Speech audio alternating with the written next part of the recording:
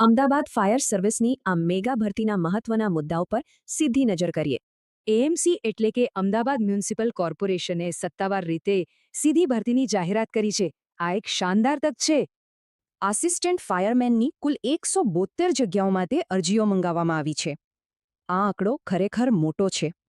આર્થિક લાભની વાત કરીએ તો દર મહિને 26,000 રૂપિયાનો ફિક્સ શરૂઆતી પગાર મળશે, જેને આકર્ષક મૂળભૂત લાયકાત ખાસ ધ્યાનમાં રાખવા જેવી છે.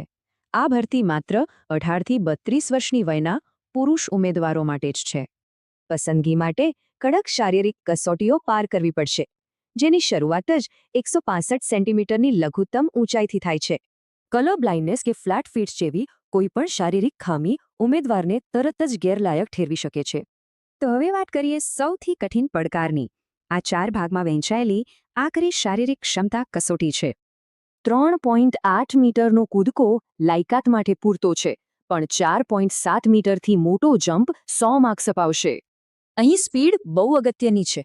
800 મીટરની ઝડપી દોડ કે 200 મીટરનું સ્વિમિંગ શ્રેષ્ઠ ઉમેદવારોને અલગ તારવશે. આ તમામ શારીરિક કસોટીઓમાંથી પસાર થવા માટે કુલ 160 માર્ક્સનું લઘુત્તમ પાસિંગ ધોરણ મેળવવું સાવ ફરજિયાત છે. શારીરિક ક્ષમતા તો ઠીક, પણ કેટલીક ખાસ શૈક્ષણિક સિદ્ધિઓ દ્વારા મેરિટ સ્કોરમાં મોટો વધારો મેળવી શકાય છે.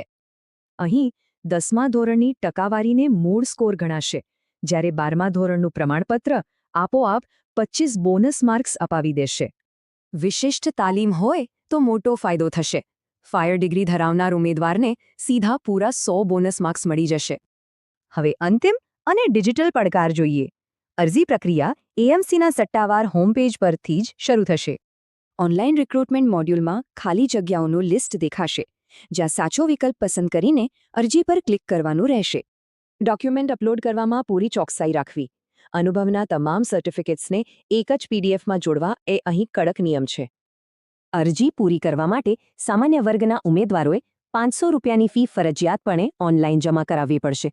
અરજી માટેની છેલ્લી તારીખ 14મી મે છે.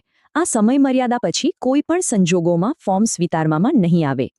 તો આ કડક લાયકાત અને આકરી કસોટીઓ પાર કરીને અમદાવાદ શહેરના સાચા હીરો બનવા માટે ખરેખર કોણ તૈયાર છે?